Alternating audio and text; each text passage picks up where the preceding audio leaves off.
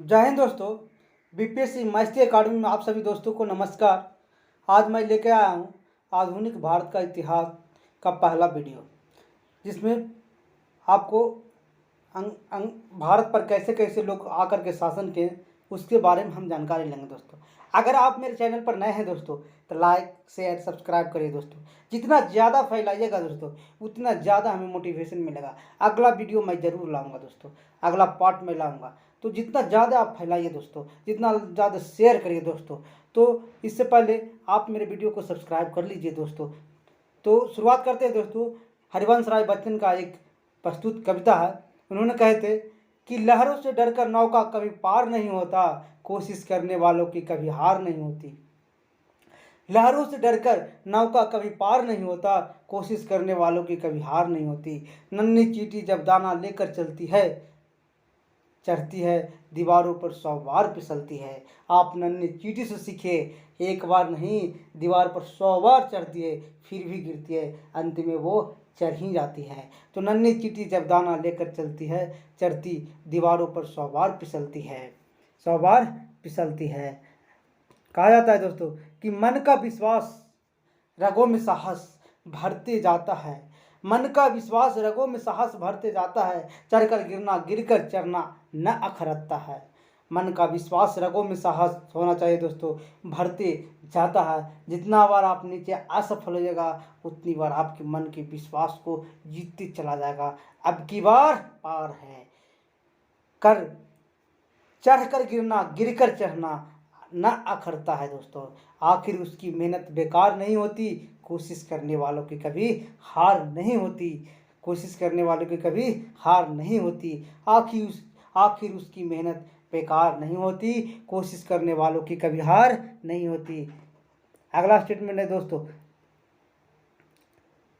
उन्होंने कहा है कि जिंदगी में इतनी व्यस्त रहो, जिंदगी में इतनी व्यस्त हो जाओ कि उदास होने की कोई वक्त ना मिले।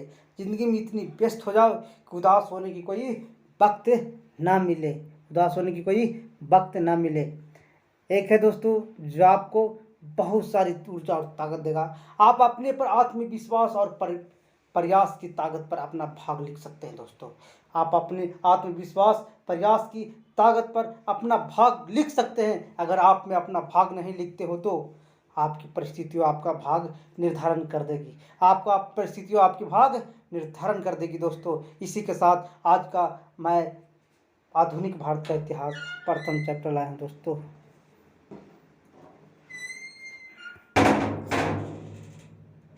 तो क्या बढ़ा दिया, मैं क्या करूँगा, चला गया तो।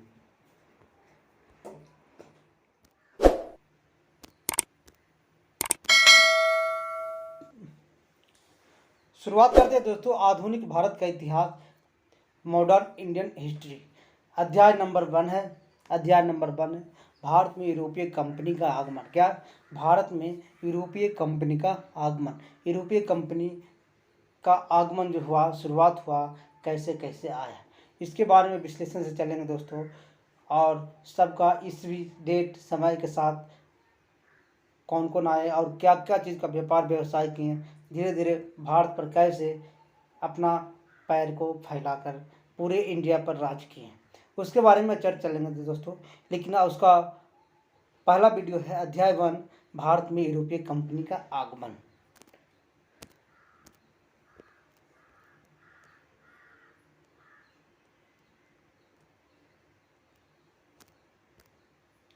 प्रमुख यूरोपीय कंपनी पुर्तगाल ईस्ट इंडिया कंपनी। कौन? पुर्तगाल ईस्ट इंडिया कंपनी का स्थापना 1498 ईस्वी में हुआ था। याद रखिएगा, पुर्तगाल ईस्ट इंडिया कंपनी का स्थापना 1498 ईस्वी में हुआ था। ब्रिटिश ईस्ट इंडिया कंपनी का स्थापना 31 दिसंबर 1600 ईस्वी को हुआ था। पुर्तगाल ईस्ट इंडिया कंपनी का स्थापना 1498 में हुआ था। ब्रिटिश ईस्ट इंडिया कंपनी का स्थापना 31 दिसंबर 1600 ईस्वी को हुआ था। 31 दिसंबर 1600 ईस्वी को हुआ था। अगला दोस्तों डच ईस्ट इंडिया कंपनी का स्थापना, यानी डच ने आज का जो वर्तमान नाम है हॉलैंड, क्या नाम है? वर्तमान नाम हॉलैंड है, जिसका इन्होंने कंपनी का स्थापना किया था। डच ईस्ट इंडिया कंपनी, जिसको स्थापना 1602 ईस्वी में हुआ था। कब हुआ था? 1602 ईस्वी में। डेनिश, जो आज वर्तमान नाम है डेनमार्क, क्या वर्तमान नाम क्या है? डेनमार्क, जिसका ईस्ट इंडिया कंपनी का स्थापना 1616 ईस्वी में हुआ था। 1616 ईस्वी में हुआ था। फ्रेंच ईस्ट इंडिया कंपनी का स्थापना दोस्तों 1664 ईस्वी में हुआ था। कितना? 1664 में हुआ था फ्रेंच ईस्ट इंडिया कंपनी का स्थापना। कंपनी इंडिस ओरिएंटलेस जो अपने नाम से बनाए थे। स्वीडिश आते हैं दोस्तों, स्वीडिश ईस्ट इंडिया कंपनी का स्थापना 1731 ईस्वी में हुआ था। पूछिएगा दोस्तों, स्वीडिश ईस्ट इंडिया कंपनी का स्थापना 1731 ईस्वी में हुआ था। फिर से देख लीजिए ऊपर से। पुर्तगाली ईस्ट इंडिया कंपनी का स्थापना 1498 ईस्वी में हुआ था। ब्रिटिश ईस्ट इंडिया कंपनी का स्थापना 31 दिसंबर 1600 को हुआ था। डच ईस्ट इंडिया कंपनी का स्थापना 1602 ईस्वी में हुआ था, जिसको आज वर्तमान नाम हाईलैंड है। डेनिश, जिसका वर्तमान नाम आज डेनमार्क है, ईस्ट इंडिया कंपनी का स्थापना 1616 ईस्वी में हुआ था। फ्रेंच ईस्ट इंडिया कंपनी का स्थापना 1664 ईस्वी में हुआ था। स्वीडिश ईस्ट इंडिया कंपनी का स्थापना 1731 ईस्वी में हुआ था। स्वीडिश ईस्ट इंडिया कंपनी का स्थापना 1731 ईस्वी में हुआ था। भारत में आने वाले यूरोपीय कंपनी का आगमन। भारत में आने वाले यूरोपीय कंपनी का आगमन, पहले आया दोस्तों पुर्तगाली, उसके बाद डच लोग आए, उसके बाद ब्रिटिश आए, उसके बाद डेनिश आए, उसके बाद फ्रांसीसी आए, उसके बाद स्वीडिश आए। तो पुर्तगाली 1498 में आया था दोस्तों, है ना। तो उसके बाद डच आया, उसके बाद ब्रिटिश आया, यानी अंग्रेज लोग आए, उसके बाद डेनिश लोग आए, उसके बाद फ्रांसीसी लोग आए, उसके बाद स्वीडिश लोग आए। पुर्तगाली, डच, ब्रिटिश, डेनिश, फ्रांसीसी और स्वीडिश, यानी कहने का मतलब है दोस्तों 1498 से लेकर के 1731 तक के हमारा देश, 1947 तक के भारत पर ब्रिटेन लोग 1947 तक के गुलाम रखा। इतना साल तक हमारा देश विदेशियों के अधीन रहा दोस्तों। कैसे कैसे आया, इसके बारे में हम चर्चा चलेंगे।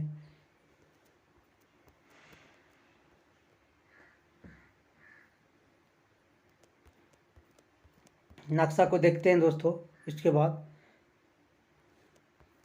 पहले इधर देख लेते हैं।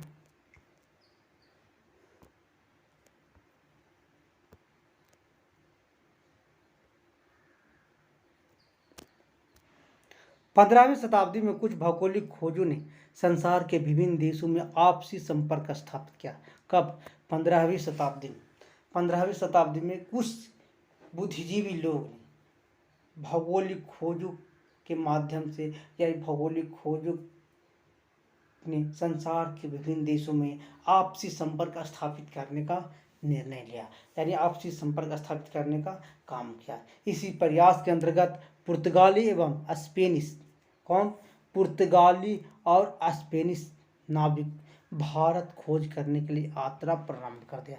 भारत का नाम सुना था, लेकिन भारत कैसा है उसके बारे में वो नहीं जान रहा था। इसलिए पुर्तगाली एवं स्पेनिश नाविक ने दोनों नाविक है भारत की खोज करने के लिए यात्रा को प्रारंभ कर दिया। कहा जाता है कि 1487 में पुर्तगाली नाविक बार्थोलोम्यू डियाज, कौन नाविक था 1487 में? बार्थोलोम्यू डियाज ने उत्तर मास अंतरिक्ष द्वीप का खोज किया। किसका खोज किया?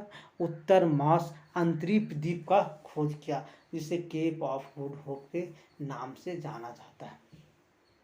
1487 में पुर्तगाली नाविक था बार्थोलोम्यू डियाज, उत्तर मास अंतरिक्ष द्वीप केप ऑफ गुड होप के नाम से जाना जाता है दोस्तों। कौन? बार्थोलोम्यू डियाज ने खोज किया इसको। उसके बाद आते हैं 1492 ईस्वी में। 1492 में स्पेनिश ने नाविक कोलंबस ने, स्पेन का था कोलंबस, भारत के समुद्री मार्ग की खोज करने निकला, लेकिन खोज दिया वो अमेरिका का। किसका खोज दिया? वो अमेरिका का खोज दिया। 1492 में स्पेन का नाविक कोलंबस ने भारत के समुद्री मार्ग की खोज करने के लिए निकला, लेकिन भारत ना मिल करके वो मिला अमेरिका, जिसे रेड इंडियन नाम दिया। क्या नाम दिया? रेड इंडियन नाम दिया। कहा जाता है कि पुर्तगाली ईस्ट इंडिया कंपनी का स्थापना कब कैसे हुआ? भारत में आने वाले पहले पुर्तगाली यात्री वास्को डी गामा था। भारत में आने वाले पहले पुर्तगाली कौन था? वास्को डी गामा, जो 17 मई 1498 को भारत के मालाबार समुद्री तट पर कालीकट बंदरगाह केरल तट पर आया था। पूछता है दोस्तों बार बार, भारत पर सबसे पहले कौन पुर्तगाली आया? तो वास्को डी गामा। कहाँ पे आया? तो मालाबार समुद्री तट पर स्थित कालीकट बंदरगाह, जो आज वर्तमान में केरल में के तट पर स्थित है दोस्तों। यह समुद्री रास्ता केप ऑफ गुड होकर गुजरता है। यह समुद्री रास्ता किसके होकर गुजरता है? केप ऑफ गुड से होकर गुजरता है। वास्को डी गामा एक गुजराती व्यापारी अब्दुल मजीद के साथ कालीकट बंदरगाह पर उतरा था। कौन सा व्यापारी? गुजरात का व्यापारी अब्दुल मजीद के साथ कालीकट बंदरगाह पर चलता। अब्दुल मजीद जो था वो दक्षिण अफ्रीका में अपने व्यवसाय को चालू किए थे। कहाँ? दक्षिण अफ्रीका में अपने व्यवसाय को चालू किए थे और उन्हीं से वास्को डी गामा को भेंट हुआ था। ठीक है दोस्तों। अब्दुल मजीद के साथ कालीकट बंदरगाह पर आया। उस समय वहाँ का शासक जयमेरिन था। उस समय वहाँ का शासक कौन था? जयमेरिन था। पूछता है जब वास्को डी गामा भारत पर आया था, भारत में आया था, उस समय भारत के शासक कौन था? तो जयमेरिन था। किस बंदरगाह पर आया? तो कालीकट बंदरगाह पर आया। कालीकट बंदरगाह तो मालाबार समुद्री तट पर स्थित है। कौन समुद्री तट पर? मालाबार समुद्री तट पर स्थित है। अब इसका जो रास्ता है दोस्तों, केप ऑफ गुड होप से होकर गुजरता है। वास्को डी गामा किसके साथ आया था? तो वास्को डी गामा आया था दोस्तों एक गुजराती व्यापारी अब्दुल मजीद के साथ आया था। किसके साथ? अब्दुल मजीद के साथ आया था। अब्दुल मजीद के साथ आया था। उस समय को वहाँ के राजा जो थे जयमेरिन थे। कौन थे? वहाँ का राजा कौन थे? जयमेरिन। कहाँ का? कालीकट यानी केरल का राजा जो थे जयमेरिन थे।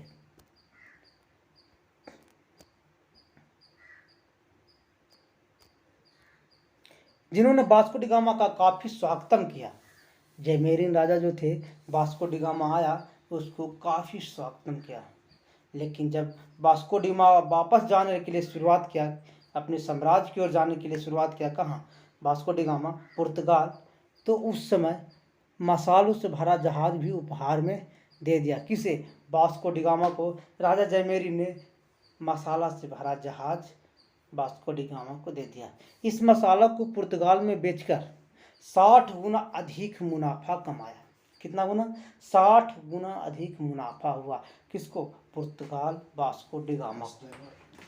वास्को डी गामा ने 9 मार्च 1500 ईस्वी में, वास्को डी गामा के बाद 9 मार्च 1500 ईस्वी में पेड्रो अल्वारेज केब्राल, कौन? पेड्रो अल्वारेज केब्राल जलमार्ग द्वारा लिस्बन से भारत के लिए रवाना हुआ। कहाँ से? लिस्बन से भारत के लिए रवाना हुआ। कब? 9 मार्च 1500 ईस्वी में पेड्रो अल्वारेज केब्राल जलमार्ग द्वारा कहाँ से? लिस्बन से भारत रवाना हुआ। वास्को डी गामा के बाद भारत आने वाला दूसरा पुर्तगाली यात्री पेड्रो अल्वारेज केब्राल था दोस्तों। कौन? पेड्रो अल्वारेज केब्राल था। वास्को डी गामा के बाद दूसरा पुर्तगाली यात्री कौन आया था? Pedro Alvares Cabral. Vasco da Gama एक बार भारत आया। यह दूसरा अभियान 1502 ईस्वी में किया था। एक बार और भारत आया था दोस्तों, यानी पहला 1498 ईस्वी में आया, दूसरा बार यह अभियान किया 1502 ईस्वी में। कब किया? 1502 ईस्वी में वास्को डी गामा भारत आया था। 1530 ईस्वी में केरल के किनारे के निकट कोचीन दुर्ग का निर्माण करवाया। केरल के किन्नौर के निकट कोचीन दुर्ग का निर्माण करवाया, जो पुर्तगाली कंपनी का पहला व्यापारिक कोठी यानी माल गोदाम था। याद रखिएगा दोस्तों कि वास्को डी गामा या पुर्तगाली लोग ने कोचीन दुर्ग का निर्माण करवाया। कोचीन दुर्ग यानी केरल के निकट किन्नौर के निकट कोचीन दुर्ग का निर्माण करवाया, जो पुर्तगाली कंपनी का पहला कोठी था पहला माल गोदाम था। पहला कोठी पहला माल गोदाम था। प्रारंभ में पुर्तगाली ने कोचीन की राजधानी के रूप में उपयोग किया। सबसे पहले पुर्तगाली जब आया भारत में तो सबसे पहले अपनी राजधानी कोचीन को ही अपना उपयोग किया। किसको? कोचीन को ही अपना राजधानी के रूप में उपयोग किया। 1505 ईस्वी में अपनी दूसरी कोठी कन्नूर में खोला। कहाँ खोला? कन्नूर में खोला। 1505 में अपनी दूसरी कोठी कहाँ खोला? कन्नूर में बनाया। कौन? पुर्तगाली लोग। 1505 में पुर्तगाली के शासक एमेनुअल प्रथम ने भारत का पहला पुर्तगाली गवर्नर फ्रांसिस्को डी अल्मेरा को बनाया। फ्रांसिस्को डी अल्मेरा को बनाया। पूछता है दोस्तों बार बार कि 1505 ईस्वी में पुर्तगाली के शासक एमेनुअल वन ने भारत का पहला पुर्तगाली गवर्नर फ्रांसिस्को डी अल्मेरा को बनाया। यानी एमेनुअल वन जो था भारत पर सबसे पहला पुर्तगाल का गवर्नर एमेनुअल फ्रांसिस्को डी अल्मेरा को बनाया। किसको बनाया? फ्रांसिस्को डी अल्मेरा को बनाया। जो कब तक रहा? 1509 ईस्वी तक वे अपने गवर्नर के पद पर भारत में काम करता रहा। कितना तक? 1509 ईस्वी में गवर्नर के पद पर अपने भारत में काम करते रहा।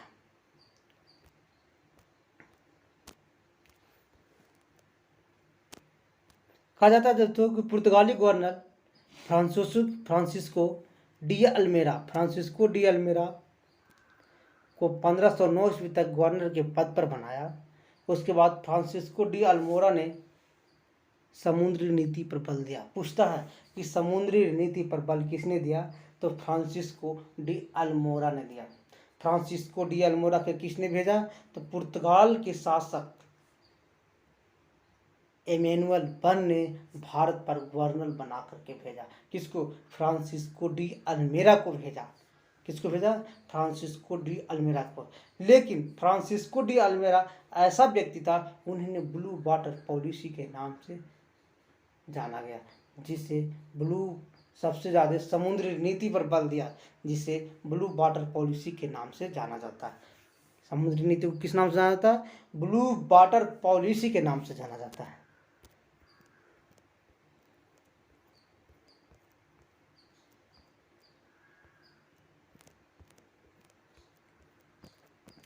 देखेंगे दोस्तों नक्शा, मैप के आधार से अध्ययन करेंगे। यहाँ देखिए पुर्तगाल, और यहाँ से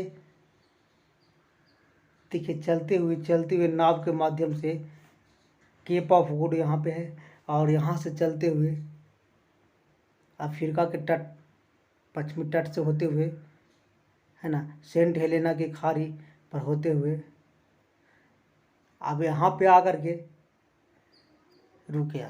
लेकिन यहीं पे जो आदमी है, भारत का आदमी था, उससे वहाँ मिला, और यहाँ से यहाँ कहाँ चलाया? केप ऑफ गुड पर यहाँ चलाया। यहाँ पे देखिएगा सेंट हेलेना की खाड़ी है, मोजाम्बिक है, मोवासा है, मालिंदी, ये सब अफ्रीका का देश है दोस्तों। यहाँ पे पुर्तगाल जो आया था शुरुआत में 1498 में आया था। कब आया था? 1498 में आया था। लेकिन दूसरी बार 1502 ईस्वी में आया। लेकिन पुर्तगाल कौन बंदरगाह पर? केरल के कालीकट बंदरगाह पर आया था। वास्को डी गामा कहा जाता है दोस्तों कि 1447 से यात्रा प्रारंभ किया था। कब? 1447 से यात्रा प्रारंभ किया था, लेकिन यात्रा वापसी सितंबर 1499 में हुआ। वापसी सितंबर कब हुआ? 1499 में। 1502 में भी वास्को डी गामा भारत पर यात्रा किया था। भारत आया था 1502 ईस्वी में। देखिए यहाँ पे देखिए केप ऑफ गुड होते हुए, है ना, केप ऑफ गुड होते हुए यहाँ से धीरे धीरे एकदम अफ्रीका के पश्चिमी तट के सहारे नाव के माध्यम से है। यहाँ देखिए दक्षिणी अटलांटिक महासागर है दोस्तों। वास्को डी गामा की यात्रा दक्षिणी अटलांटिक महासागर होते हुए केप मार्ग, जिसे आशा अंतरीप कहा जाता है, यहाँ तक 1947 में आया था। पुराना नाम उत्तमाशा अंतरीप है। किसका पुराना नाम क्या है? उत्तमाशा अंतरीप है। और नया नाम में क्या है? आशा अंतरिक्ष द्वीप। ये सब अफ्रीका के देश है दोस्तों। पहले यहाँ से इधर इधर जो है भारत यहाँ से अब तो स्वेज नहर का निर्माण कर लिया है। स्वेज नहर यहाँ से यहाँ जाती है। तो पहले ये जो भाग था ये नहीं था, तो बाद में जो बना स्वेज नहर,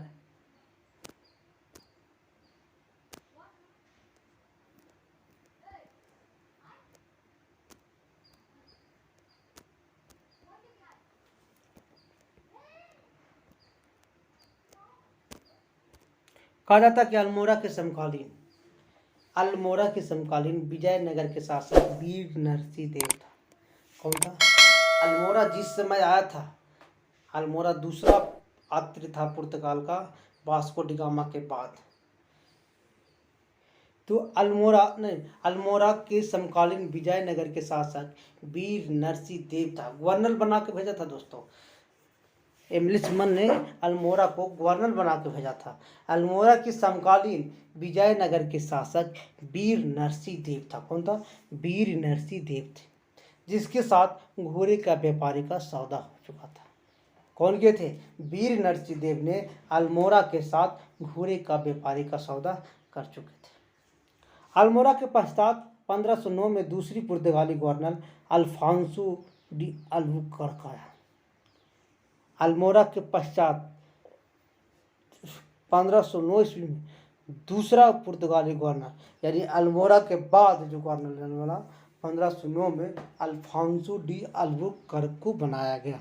किसको पूछता है दोस्तों बार बार कि अल्फांसो डी अल्बुकर्क कौन से नंबर के गवर्नर थे? तो दूसरे नंबर के गवर्नर थे। इसके पहले थे अल्मोड़ा, अल्फांसो डी अल्बुकर्क।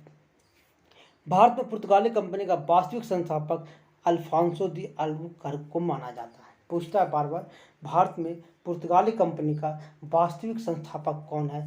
तो अल्फांसो डी अल्बुकर्क है। कौन है? अल्फांसो डी अल्बुकर्क को माना जाता है, क्योंकि इन्होंने भारतीय क्षेत्र को जीतने का प्रयास किया। सबसे पहले इन्होंने भारतीय क्षेत्र को जीतने का प्रयास किया। इन्होंने 1510 में बीजापुर के शासक यूसुफ आदिल शाह से गोवा को छीन लिया। कौन? अल्फांसो डी अल्बुकर्क ने सबसे पहले भारत में दूसरी गवर्नर के रूप में आया और एक वास्तविक संस्थापक माना जाता है पुर्तगाली कंपनी का। ठीक है, तो पुर्तगाली कंपनी का वास्तविक संस्थापक माना जाता है किसको? अल्फांसो डी अल्बुकर्क को। लेकिन इन्होंने अपनी राजनीतिक कूटनीति के माध्यम से 1510 ईस्वी में बीजापुर के शासक, भारत में जो बीजापुर है वहाँ के शासक यूसुफ आदिल शाह से इन्होंने गोवा को क्या कर लिया? छीन लिया। यूसुफ आदिल शाह से क्या कर दिया? गोवा को छीन लिया। 1515 ईस्वी में अल्बुकर्क की मृत्यु हो गई। 1510 में उन्होंने क्या कर लिया? यूसुफ आदिल शाह से गोवा को क्या कर लिया? छीन लिया। लेकिन 1515 ईस्वी में अल्बुकर्क की मृत्यु हो गई और इन्हें गोवा ही में दफन कर दिया। कहाँ दफन कर दिया? गोवा में ही दफन कर दिया। पूछेगा दोस्तों अल्बुकर्क का मृत्यु कब हुआ था? तो 1515 ईस्वी में हुआ। इसे दफन कहाँ किया गया था? तो गोवा में ही कर दिया गया। यूसुफ आदिल शाह से गोवा को किसने छीना? तो अल्बुकर्क ने छीना। किसने छीना? अल्बुकर्क ने छीना। अल्फांसो डी अल्बुकर्क ने छीना। अल्फांसो डी अल्बुकर्क ने छीना।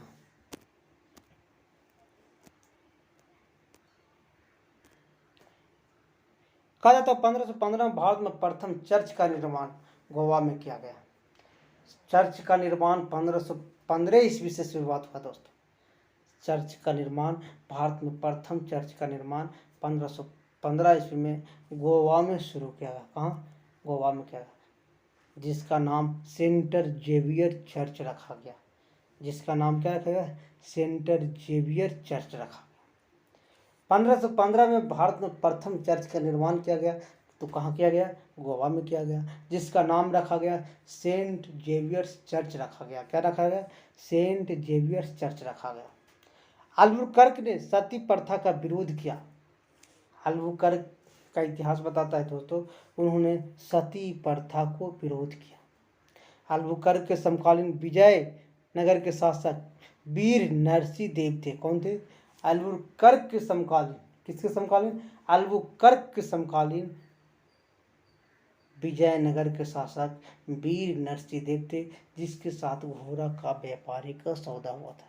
जिसके साथ किसका सौदा हुआ था? घोड़े का व्यापारी का सौदा हुआ था।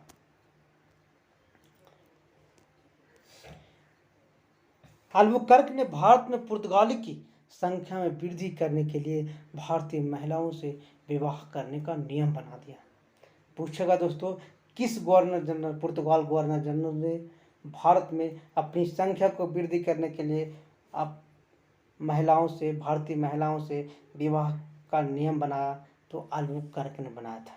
अल्बुकर्क ने भारत में पुर्तगालियों की संख्या में वृद्धि करने के लिए भारतीय महिलाओं से विवाह करने का नियम बना दिया। क्या बना दिया? नियम बना दिया। अल्बुकर्क के बाद अगला पुर्तगाली नीनो डी कुन्हा बना दिया गया। अल्बुकर्क तो बेचारे 1515 में चले गए। जब 1515 में चले गए, उनको गोवा में दफन कर दिया गया। तो उसका गवर्नर, अगला गवर्नर जो बना, नीनो डी कुन्हा। क्या बना? Nuno da Cunha. Nuno da Cunha बना, जिन्होंने 1530 ईस्वी में कंपनी का मुख्यालय कोचीन से गोवा स्थानांतरित कर दिया। पूछेगा दोस्तों कि तीसरे नंबर का जो गवर्नर नीनो डी कुन्हा ने 1530 ईस्वी में पुर्तगाली कंपनी का गवर्नर बना, जिन्होंने कोचीन जो पहले मुख्यालय था उसको हटा करके कहाँ कर दिया? स्थानांतरित करके गोवा को कर दिया। कहाँ कर दिया? गोवा को पुर्तगाली राज का राजधानी बनाया गया। यानी पुर्तगाली राज का क्या बनाया गया? राजधानी के रूप में बनाया गया। 1542 में पुर्तगाली गवर्नर मार्टिन अल्फांसो डिसूजा के साथ 1542 ईस्वी में पुर्तगाली गवर्नर मार्टिन अल्फांसो डिसूजा के साथ ईसाई धर्म प्रचारक सेंट फ्रांसिसी जेवियर्स भारत आया था। कहा जाता है कि 1542 ईस्वी में पुर्तगाल गवर्नर था मार्टिन अल्फांसो डिसूजा। कौन था? मार्टिन अल्फांसो डिसूजा के साथ ईसाई धर्म प्रचारक थे सेंट फ्रोसियस जेवियर।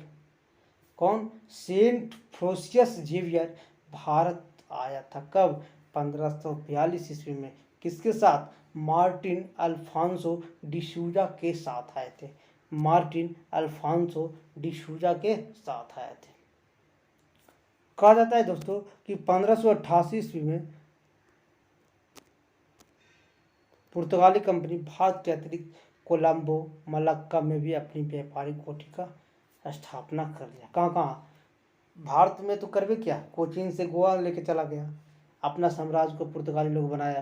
लेकिन 1588 ईस्वी में पुर्तगाली कंपनी ने भारत के अतिरिक्त कोलंबो, जहाँ श्रीलंका, एवं मलक्का में भी अपनी व्यापारिक कोठी का आरंभ कर दिया। कहाँ? मलक्का में भी अपना व्यापारिक कोठी शुरुआत कर दिया।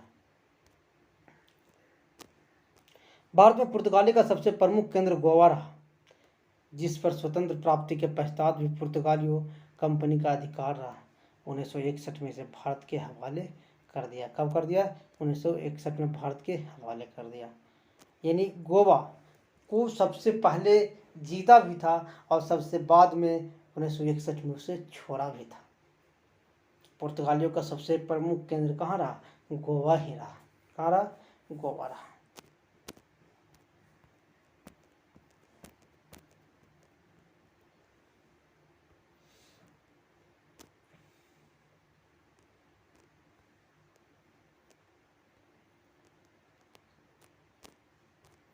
कहा जाता है कि पुर्तगाली कोठी कालीकट, केरल, हुगली, दमन एवं दीव में स्थित है। कहाँ स्थित था? कालीकट तो याद रखिएगा, शुरुआत में आया था वास्को डी गामा, जो केरल में पड़ता है। हुगली जो आज कर्नाटक राज्य में पड़ता है। दमन द्वीप में स्थित है। व्यापारिक कोड था इसका। पुर्तगाली कंपनी भारत के कई क्षेत्रों में महत्वपूर्ण योगदान माना जाता है। पुर्तगाली कंपनी का भारत के कई क्षेत्रों में महत्वपूर्ण योगदान माना जाता है। भारत में जहाज निर्माण करने का प्रारंभ किसने किया? पुर्तगाली गवर्नर ने किया। भारत में जहाज निर्माण प्रारंभ पुर्तगाली कंपनी के द्वारा ही किया गया था। भारत में जहाज निर्माण के प्रारंभ पुर्तगाली कंपनी के द्वारा ही किया गया। पूछेगा दोस्तों बार बार परीक्षा में कि पुर्तगाली गवर्नर के द्वारा भारत में किस उद्योग को स्थापित किया था? तो जहाज उद्योग का सबसे पहले पुर्तगाल के लोगों ही बनाया था। भारत में पहली बार प्रिंटिंग प्रेस की स्थापना पुर्तगाली ने ही किया था। भारत में पहली बार प्रिंटिंग प्रेस का स्थापना पुर्तगालियों ने ही किया था। किसने किया था? पुर्तगालियों ने ही किया था। भारत का पहला प्रिंटिंग प्रेस 1556 से 57 में गोवा में किया गया था। कहाँ किया गया था? गोवा में किया गया था। भारत का पहला प्रिंटिंग प्रेस की स्थापना 1556 से लेकर 57 तक कहाँ किया गया था? गोवा में ही किया गया था।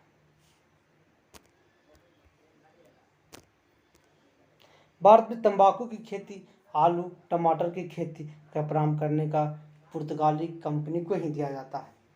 याद रखिएगा दोस्तों, भारत में तंबाकू की खेती, आलू टमाटर की खेती सबसे पहले पुर्तगाली कंपनी ने ही दिया था। कौन दिया था?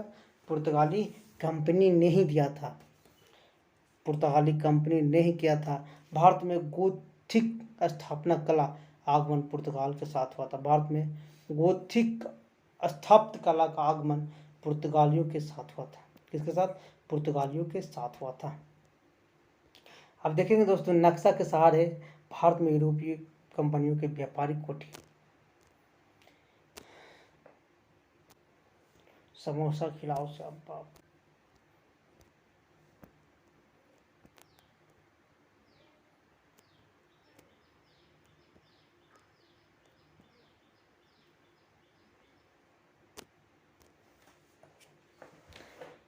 देखिएगा दोस्तों,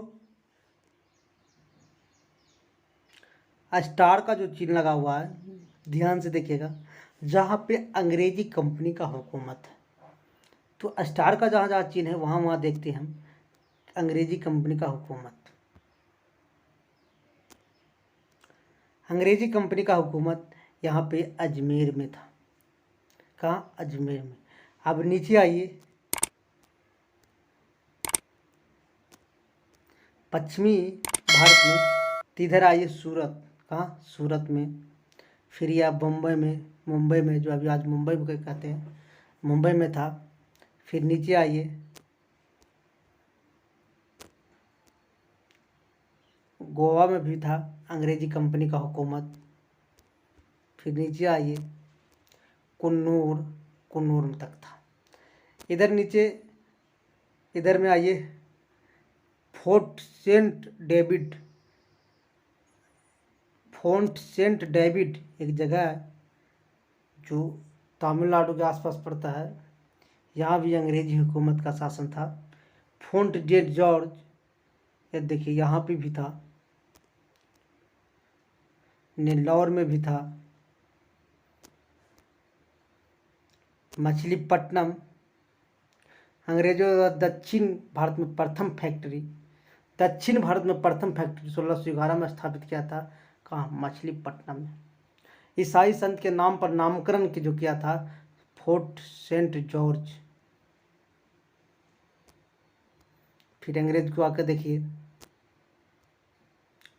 विशाखापट्टनम। कहाँ? विशाखापट्टनम में भी था।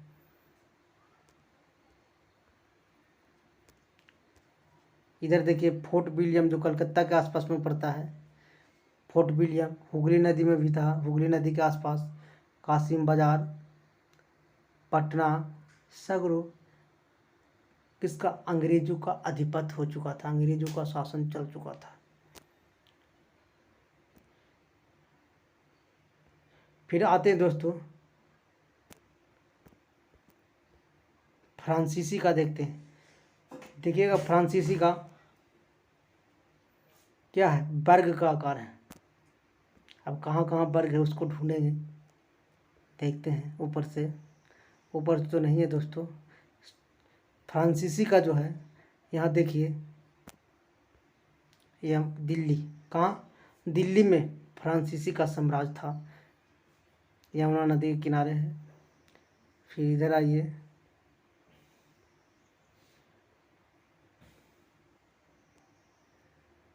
इधर देखिए ट्रैकोबार, जो तमिलनाडु का क्षेत्र पड़ता है दोस्तों, ट्रैकोबार, जहाँ पे फ्रांसीसी का कवर था। यहाँ देखिए, फिर 2 हो गया, 3 हो गया। फिर देखिए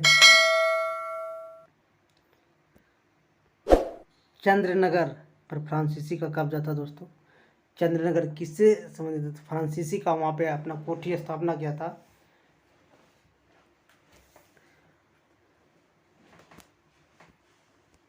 फिर अगला आते हैं पुर्तगाली का। पुर्तगाली तो बहुत जगह भरा हुआ है दोस्तों, देख लीजिए।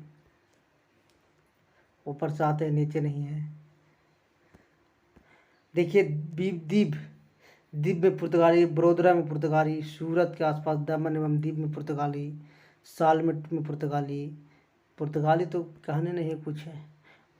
सबसे पहले गोवा में आया था, गोवा को राजधानी बनाया था, गोवा में पुर्तगाली। फिर इधर कालीकट पर पुर्तगाली,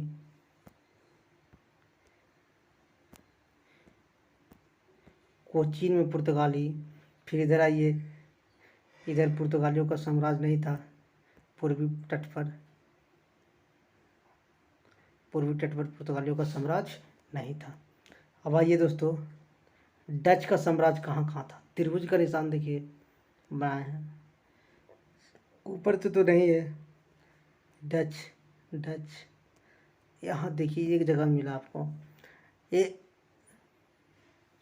सेंथोम, कहाँ, सेंथोम में, जो डच का सम्राट था, तमिलनाडु पड़ता है आसपास। डच बहुत कम लोग थे दोस्तों। फिर यह चिनसूरा में भी डच का कंपनी खुला था। यहाँ पे कोठी उसका था। 2 जगह था दोस्तों। यहाँ पे आप देख रहे हैं, सेंथोम में एक, चिनसूरा में। अब अगला देखते हैं दोस्तों, डेनमार्क कहाँ कहाँ भारत में अपना कोठी स्थापित किया था, ऊपर से देख लीजिए।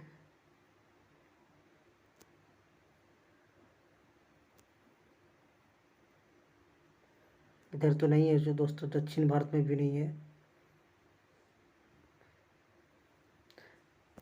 डेनमार्क का एक ही कोठी है जो पड़ता है कलकत्ता का क्षेत्र में, सोरामपुर में।